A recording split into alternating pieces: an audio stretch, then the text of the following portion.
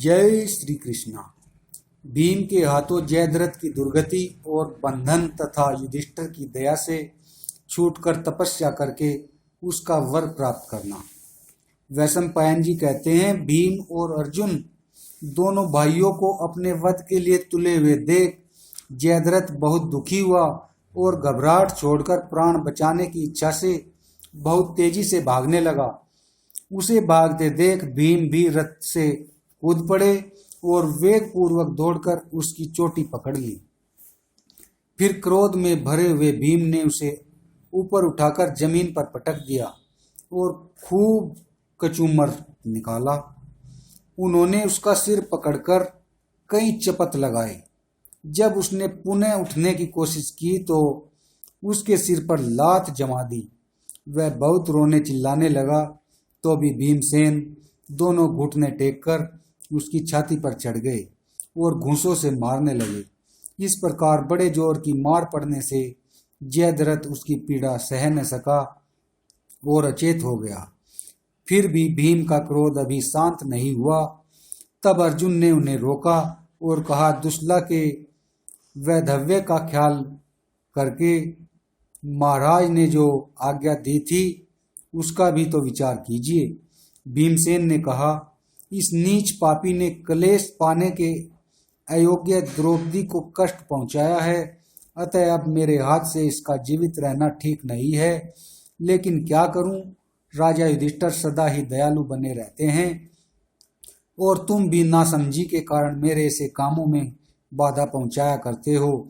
ऐसा कहकर भीम ने जयद्रथ के लंबे लंबे बालों को अर्धचंद्राकार बाण से मूंदकर 5 चोटियां रख दी और कटु वचनों से उसका तिरस्कार करते हुए कहा, अरे मूढ़, यदि तू जीवित रहना चाहता है तो मेरी बात सुन। तू राजाओं की सभा में सदा अपने को दास बताया कर। यह शर्त स्वीकार हो तो तुझे जीवन दान दे सकता हूँ। जयद्रथ ने स्वीकार किया।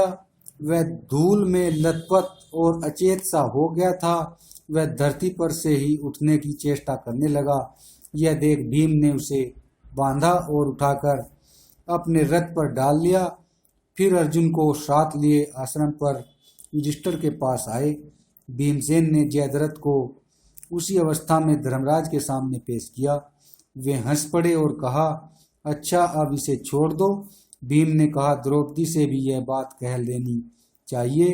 अब यह पापी पांडवों का दास हो चुका है। उस समय द्रौपदी ने युधिष्ठिर की ओर देखकर भीमसेन से कहा, आपने इसका सिर मूंदकर 5 चोटियां रख दी है तथा यह महाराज की दासता भी स्वीकार कर चुका है, अतः अब इसे छोड़ देना चाहिए। जयद्रथ बंधन से मुक्त कर दिया गया। उसने विह्वल होकर राजा युधिष्ठिर को तथा वहां बैठे हुए सभी मुनियों को प्रणाम किया। दयालु राजा ने उसकी ओर देखकर कहा, जा, तुझे दास भाव से मुक्त कर दिया, फिर कभी ऐसा न करना।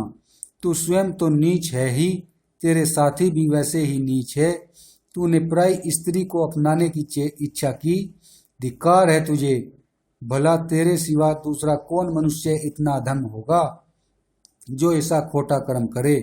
जयद्रथ, जा, अब कभी पाप में मन न लगाना। अपने रथ, घोड़े और पैदल सब साथ लिए जा। युधिष्ठिर के ऐसा कहने पर जयद्रथ बहुत लज्जित हुआ। वह चुपचाप नीचा मुंह करके चला गया। पांडवों से पराजित और अपमानित होने के कारण उसे महान दुख हुआ। अतः अपने निवास स्थान को न जाकर वह हरिद्वार चला गया। वहां भगवान शंकर की शरण होकर उसने बहुत कठिन तपस्या की। शिव जी उस पर बड़े प्रसन्न हुए। उन्होंने प्रत्यक्ष प्रकट होकर उसकी पूजा स्वीकार की और स्वयं वर मांगने को कहा। जयद्रथ ने कहा, मैं युद्ध में रथ सहित 5 पांडवों को जीत लूं, यही वरदान दीजिए। भगवान शंकर बोले, ऐसा नहीं हो सकता। पांडवों को तो युद्ध में न कोई जीत सकता है न मार ही सकता है। केवल एक दिन तुम अर्जुन को छोड़ शेष 4 पांडवों को युद्ध में पीछे हटा सकते हो।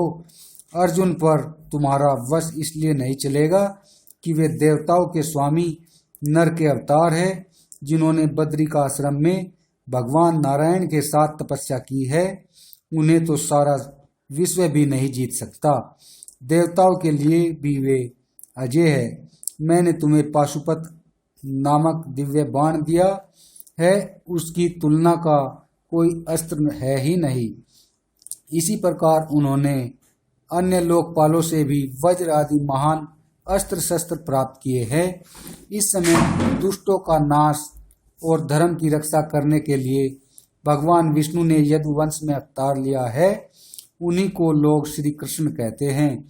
वे अनादि अनंत अजन्मा परमेश्वर ही वक्ष स्थल पर श्रीवत्स चिन्ह और अंगों पर सुंदर पीताम्बर धारण किए श्याम सुंदर श्री कृष्ण के रूप में सदा अर्जुन की रक्षा करते हैं।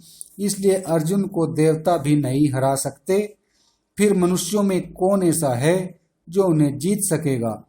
ऐसा कहकर पार्वती सहित भगवान शंकर वहां से अंतर्धान हो गए और मंदबुद्धि राजा जयद्रथ अपने घर को चला गया। पांडव लोग उसी काम्यक वन में निवास करते रहे। जय श्री कृष्णा।